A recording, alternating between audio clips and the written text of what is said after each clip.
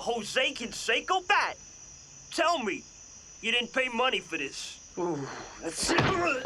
It was strange, people in suits and stuff with their heads off walking to lunch. I ran into Tony Scott, the director, and a few people. And I knew him, Stephen knew him pretty well, I knew him pretty well. So he said, what's going on here? So I said, we're making a movie. He said, what is it?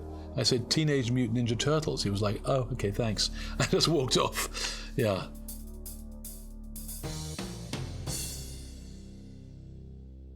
I got a holiday job at Shepperton Studios.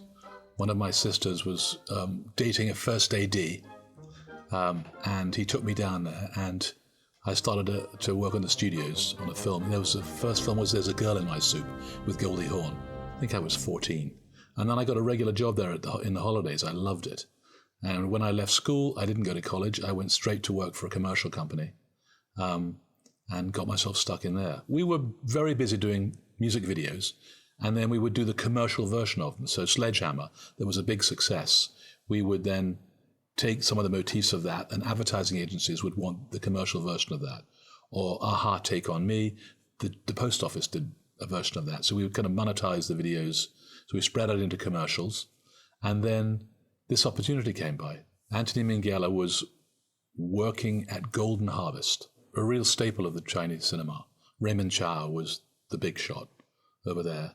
And they made the Bruce Lee films. They were, a kind of gold standard for the martial arts films. So we didn't really know anything about that at all. And Anthony was at Golden Harvest, and he saw this comic book, which was Teenage Mutant Ninja Turtles. And Steve and he had been working with Jim Henson on some stuff. And then he called us and said, look, I don't know what you guys are doing, but there's a really weird comic thing here that you guys should look into for a movie. And then we did. That's what happened. So when we started to do business with them, they brought us in and said, would you like to make this movie? We've got $3 million to make it. We were sent along to Boston, the East Coast, to meet Eastman and Laird. So we went off to pitch what we wanted to do, which they loved. And we came back and started to make a deal. But what we didn't know is they didn't even really have the rights. We were the ones that got the rights for them by pitching and stuff. So had we been smarter, we could have got it for ourselves with them. But we just, what do we know? Through Steve's relationship with Jim Henson, for the first time ever, Jim Henson worked outside of the auspices of his studio and control and built the animatronic heads and the second heads for us. And we used their puppeteers because he loved Steve, Jim Henson. So he did it for us, did it for Steve.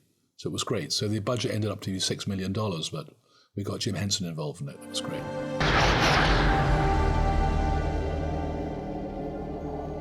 I am proud of you, my sons. We made the deal with New Line, I think early in production. It was a distribution deal. And of course they were able to advance advertising money and marketing money. So we were kind of steering things with them, which was great. We could do deals with Shakey's Pizza. We had a partner that was really good. But later on at the film's release, New Line stock was nowhere. It was really very, very low. The company was not going to survive. And this film, Teenage Mutant Ninja Turtles and House Party, really saved them. We had not had that much experience with movie distribution, so we should probably have been more concerned. But Bob Shaye was great. The team there were really good, Sarah Risher, and they loved the movie, and we loved the fact they took a risk. At one point, when we needed more money to finish the movie, and New Line weren't prepared to give it to us, and Golden Harvest weren't prepared to ask for it, we screened it for Jeffrey Katzenberg at Disney, who loved it, but we weren't able to do anything with it. And we kind of got our hands smacked for doing that. So, but New Line did a great job. Whoops! Kids. There were 3 pizza components, Shakey's, Domino's, and Pizza Hut. And Pizza Hut had a standalone commercial later on. Domino's came in for product placement and provided a lot of pizzas for us. And we did a bunch of funny stuff with them, with spinning pizzas and things. And Shakey's, I believe, was the smallest of the 3. They gave us, I think, a bit of money at the beginning. Or maybe it was just free food and some ads, commitment for ads later on. It was tiny, It was all filmed in North Carolina with a small New York shoot. We did the subway in New York, we did Central Park in New York. That was it. And the rest was all in North Carolina, in Wilmington. with a filthy old gorilla from King Kong at the gate. It was moulding away. It was like a landmark. This giant gorilla was as big as a gatehouse, but it had seen better days, so it was sort of a bit grotty. Every day was memorable because it was so fantastic. You're working with different levels of stunt players, and so it was a real jigsaw puzzle. Well, first of all, he had a hell of a schedule. Steve's a fantastic director. He's amazing and got an incredible mind, very ingenious, great with story, great production value. He brought a lot to the table. So we had a lot to cover. There's a lot of animatronics, effects. There's a lot to do. He did a brilliant job. We had Brian Henson as running second unit too. We were very, very lucky to have them on board. And it was down to Steve, because of Steve's work on Storyteller. Jim really liked Steve's work and trusted him. It was, because it's tough working with animatronics. You want to see if you have some emotional connection, but you do. It worked. It was really fun. And the film wouldn't have got made the way it was without the Henson collaboration. Thanks to Steve. Anything you want to do it. You know what I'm saying? Anything. The cast were excellent. They were good. We knew we didn't have a lot of money for big name. Sam Rockwell's first gig, yeah, he was fun. Steve and I wanted to get Malcolm McLaren involved. Malcolm McLaren was a renowned producer and manager. He managed the Sex Pistols, but way above that, he had a great producerial career doing scoring.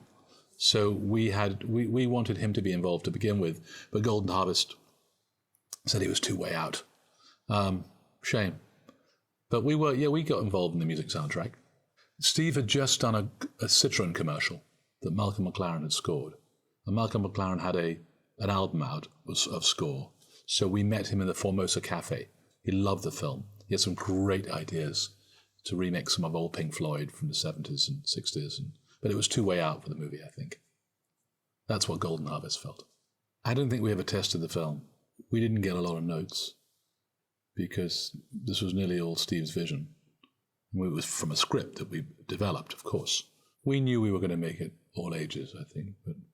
But you need to, that's what Steve did so well in Storyteller. I mean, those fairy tales are all about light and dark. You don't get to the light places without hiding under the covers. So Steve had a great tonal control of that. And it was just dark enough without being scary and menacing. So, yeah, I think we achieved what we wanted, yeah. That was a compelling challenge. And also we were in a business, we experimented a lot. We've been doing this. We had a very successful company, music videos. So we were used to taking, I guess, what people could call risks. We had confidence in ourselves and new ideas. So it was very appealing. There was a good lore to the story about kind of nuclear spill and things growing. So you could see a common sense in it. It's a story that worked. People didn't sprinkle seeds and grow turtles as they kind of morphed from teenagers into. So it was it was trippy and weird, but we could see the story as being, it made sense.